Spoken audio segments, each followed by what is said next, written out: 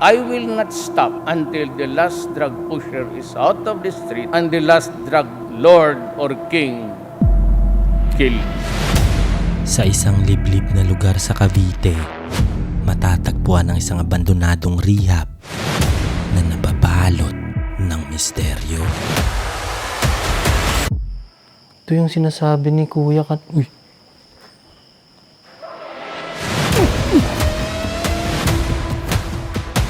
Sosyalin pala tong rehab na to, guys. Kayamanin nga talaga yung mga pumapasok dito, guys. Grabe to. Bartolina. Pag may gumawa ng kalokohan sa kanila, dito sila nilalagay. Ito yung tali, para hindi sila makagalaw. Hindi ka basta-basta makakalabas. Binibilang nila kung ilang araw na sila dito. My God, I hate drugs. Pagdating ng tanong agad ako sa may-ari kung totoo nga ba ang kwento sa pasilidad na ito. Kailan to tinayo yung rehab, sir? 2020. Paano nagsimula tong rehab? Gusto rin kasi ni daddy makatulong sa ibang tao na gumaling, ganyan. Ano po yung mga nire-rehab po dito? Halo-halo, hindi lang pag sinabi kasi ng rehab, isip kasi natin, drugs agad, diba? Halo-halo, may depression, any kind of addiction, may gambling, porn addict, mga ganong addiction. Bakit po siya nagsara? Nagsara siya dahil yung mga pasyente, kinuha na ng mga magulang, ganyan. Iba, nilipat. Sa ngayon, abandon na siya. 6 years na, tagal-tagal natin. May insidente ba dito na like may pumanaw na pasyente? Actually, mayroon.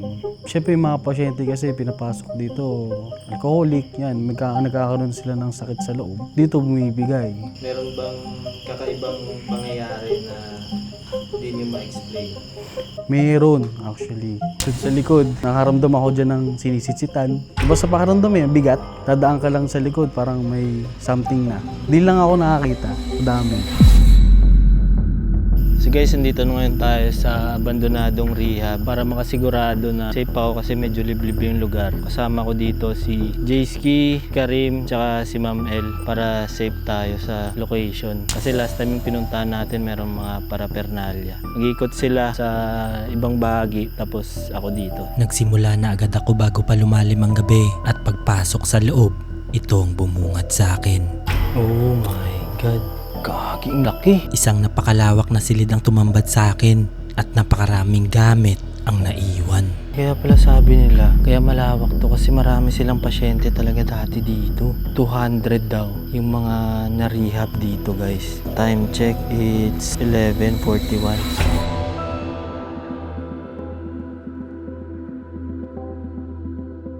Dito sa harap matatagpuan ang ibang gamit ng pasilidad at mga libangan ng pasyente. Hindi lang to basta-basta rehab. Pangmayaman talaga tong rehab kasi meron silang bilyaran, laki.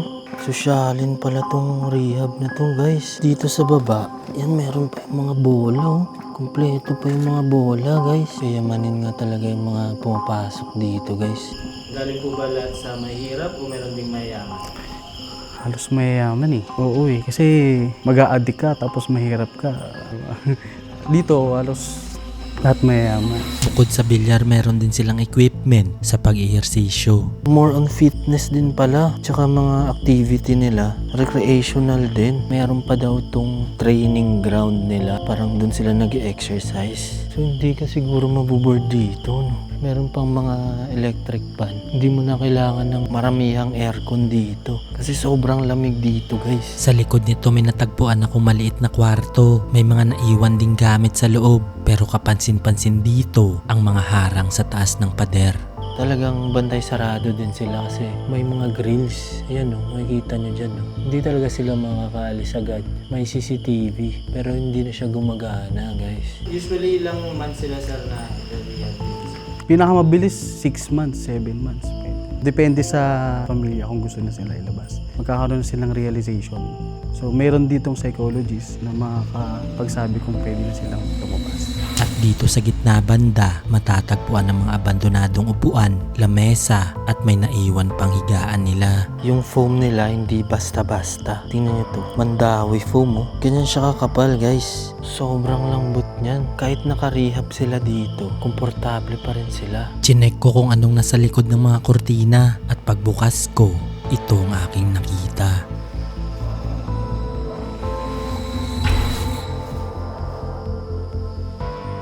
Oh.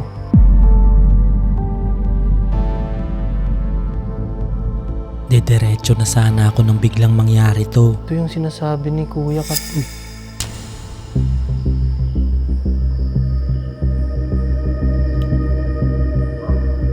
Hangin lang siguro. So ito yung simbahan pala nila. Dito sila nag-worship guys. Naiwan din dito ang iba't ibang instrumento na ginagamit nila sa misa. Mga drums, malalaking speakers, at pati monitor, andito pa. Mamahalin pa yan guys. Tapos dito meron pang mga drum set oh. Ito siguro yung ginagamit nila pag tumutugtog sa misa. Ooh, mahal to. Sir, ano po yung pangalan niyo? Ang pangalan ko, Abdul Karim. Ganda lang tatay ko isang Maranao. Then yung mother ko is Christian. Yung face ko, kasi meron akong ex-convince na yung family ko na iparehab ako dahil sa addiction. Addiction sa drugs, addiction sa alcohol. 10 months ako dito eh. Ano yung nagpabago sa'yo? Nandito ako sa loob, mas napalapit ako sa Diyos. Kasi nga, araw-araw kami nag-worship, parang 3 beses yata sa isang araw. Tapos lahat ng activities namin is all about Bible. Dito na ngayon tayo sa labas na bahagi. Diyan tayo galing kanina. Meron kasi akong nakita ditong daanan. So check natin kung makakatagos tayo sa likod. Tapos yan, makikita nyo dyan. Oh. Dyan matatagpuan yung pool area nila. Sobrang lawak nito. Dito banda may natagpuan akong kwarto kung saan sila nagpapahinga at habang papunta, kapansin-pansin na ang gumagapang na mga ligaw na damo sa ibang parte ng pasilidad na ito. Yung mga barbed wire, hindi talaga sila basta-basta makakalabas lang kasi yung bako dito, hindi basta-basta. So wala rin silang takas dito guys. Oh my God. Kagi, kwarto din pala to. Dito sila natutulog. What the heck? Lilipat na dapat ako nang biglang mangyari to. Putik na yan. May bubuyog. Kaya dumiretso na ako dahil parang pinapaalis na ako dito. At dito banda, natagpuan ko ang sinasabi kanina ni Kuya. Gaging lalaran tayo ng balahibo ko guys. Sa pag-stay mo dito, meron ka bang na-experience na kakaiba? Yung may pasyente na namatay, doon rin ako nagkaroon ng takot. Kasi nilabas siya, diretso na yung paa niya. Madalas ako nagigising ng 3 a.m. Hindi ko rin alam kung bakit. Kailangan na kasi sa likod. Ang dilim dun. Saka gubat yung makikita mong view.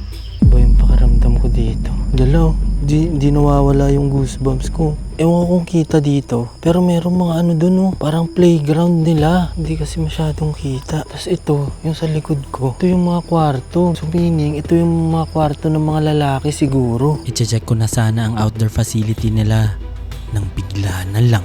Oh my God. Oo nga. Merong ano. Ay!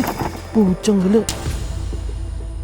May naramdaman akong dumaan sa aking paanan kaya lumipat agad ako. Baka may ahas na sa kinakatayuan ko. May dumaan.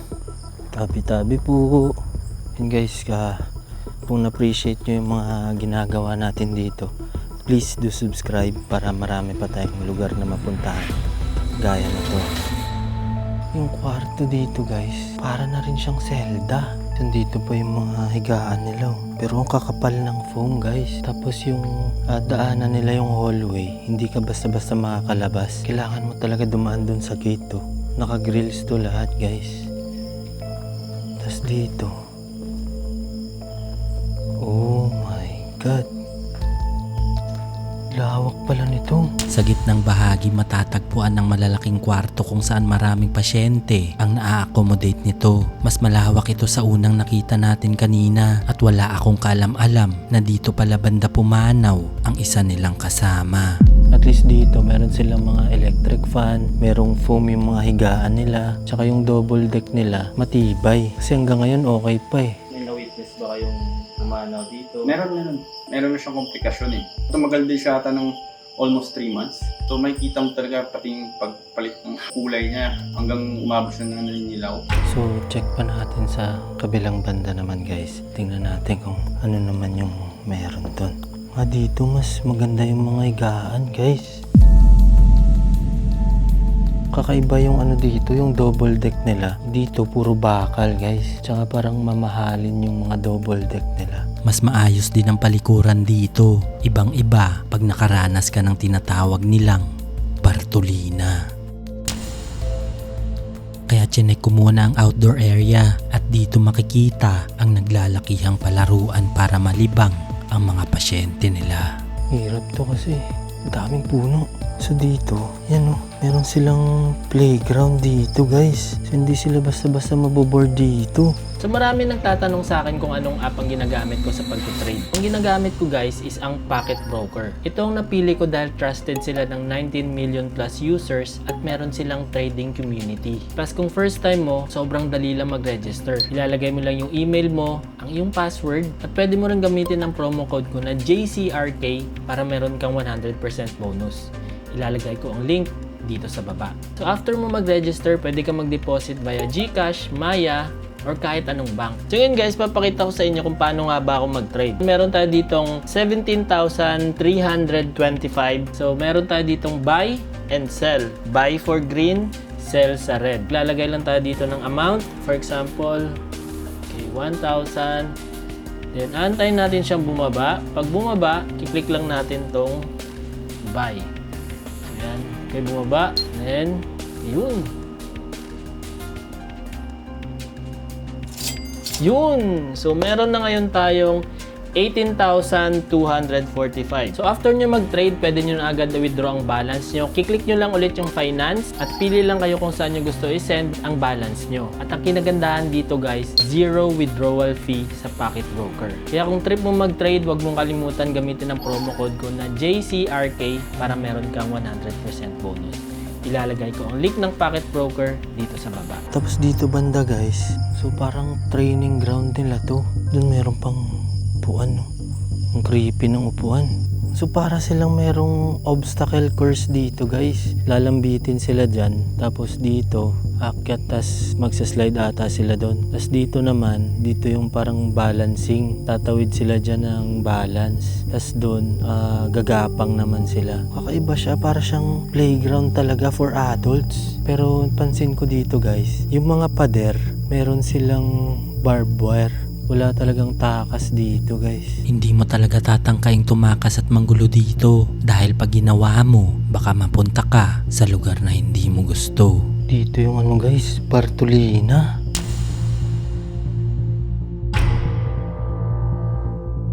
So meaning, pag may gumawa ng kalokohan sa kanila, dito sila nilalagay. Kaking liit lang yan, no? Sa sobrang liit nito, hindi ka pwedeng tumayo galing sa higaan mo. At kung nananakit ang pasyente, kailangan ito iposas para hindi madamay ang iba nitong kasamahan. Nakaranas na kayo sa gulo. Hindi maiiwasin yung gulo eh. Lalo na yung utak ng patient, iba-iba. Minsan nagwawala. So mayroon talagang nakabantay sa kanila. In case na magkakaroon ng gulo, may ipipigilan na kagad. Binibilang nila kung ilang araw na sila dito. Hindi ka talaga makakagalaw dyan. Isang tao lang. Oh my God. Merong ano guys, kadena. Ito yung ano, yung tali. Yung para hindi sila makagalaw. Ito ata yun. OMG. Merong ano, pulang mancha. Yung discipline nga, yung PC na tinatawag, inuubog yung pag-ugali mo. Yung main dun is yung pagtanggap talaga. Harapin mo lalo na sa paglabas mo. Maliliit yung higaan dito guys. Kaking lala nito. Dito ito yung banyo nila. Mas maliit ang mga higaan at espasyo ng kwartong to. Ibang-iba sa mga napasok natin kanina. Kaya tinawag ko na agad ang aking mga kasama para makapagsimula ng mag-imbestiga. At dinala kami ni Karim kung saan pumanaw ang kasama niya.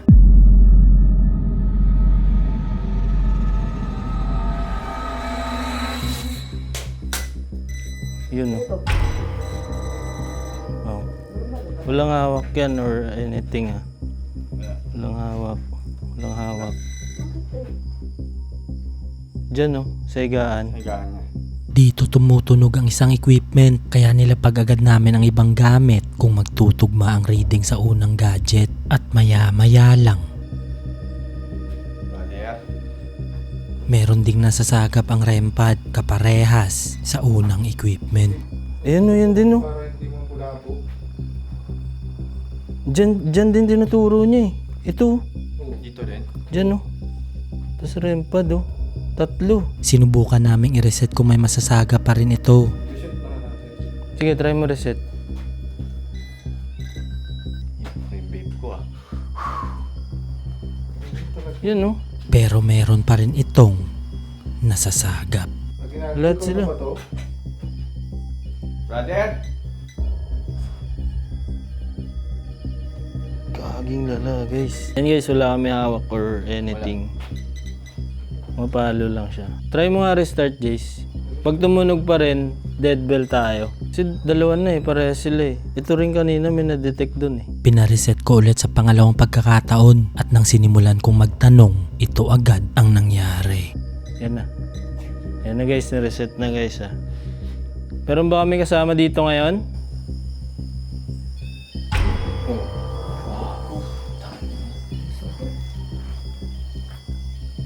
Ibig sabihin, may imprints talaga siya. Lakas yun, no? So may imprint nga talaga. Dead bell tayo, no? Sige. Kaya sinubukan namin agad sa deadbell kung meron din itong masasagap at nang nilagay namin to sa una ng pumanaw, ito ang nangyari. Alam ko, chinarge ko yun Boom! Brother. What's up? Ulo niya. Lahat na nang nilapag namin ang pinapatunog nito. Hindi na rin siya tumitigil. Tapos ito din, Gagi. Pinatanong namin sa kasama niya kung welcome kami dito at eto ang sagot niya. Masaya ka ba, brother, na pumasyal kami dito ngayon sa'yo? No talaga. Dalawang sunod Kaya nag-decide kami i-on ulit ang REM pad kung magtutugma ang masasagap nito. Pero this time sa pinakamababang range para sigurado. Hindi ko nalalagyan ng range. Yan Diba? Tumunog. Kaya nag-decide kami mag-spirit box baka sakaling makakuha ng mas klarong sagot. At dito ko napansin na may nangyari pala sa isa kong nilapag na camera. Oo! Hindi na siya nag-record. Pinag- Dito siya kumuha. Ha? Oh, what the heck? Pwede ba namin malaman kung ano yung dahilan ng yung pagpanaw? Yeah. Pwede mo bang sabihin?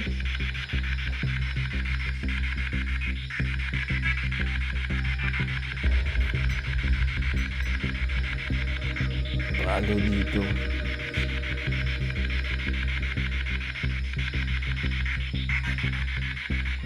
Ano? Atay? Oh, atay. Pwede mo bang ulitin?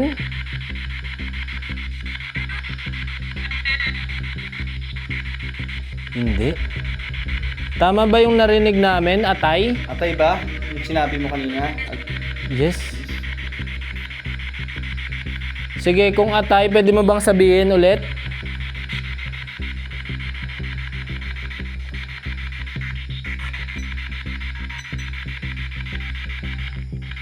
Yun o.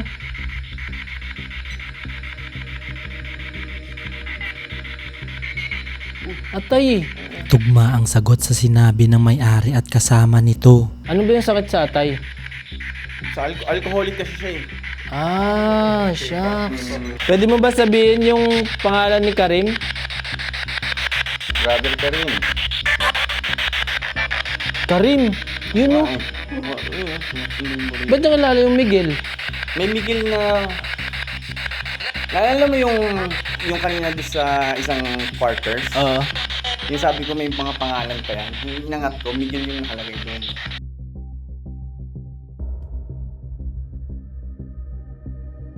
Pwede ka ba namin kausapin sa EVP? Wag na. Ulitin ko, gusto mo bang kausapin ka namin sa EVP?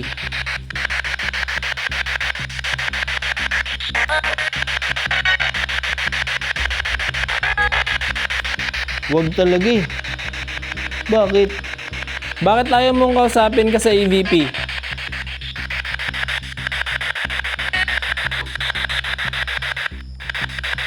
Hindi.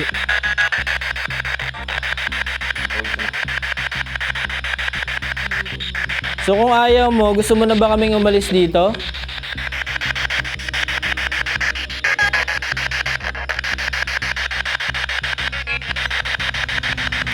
Sige na.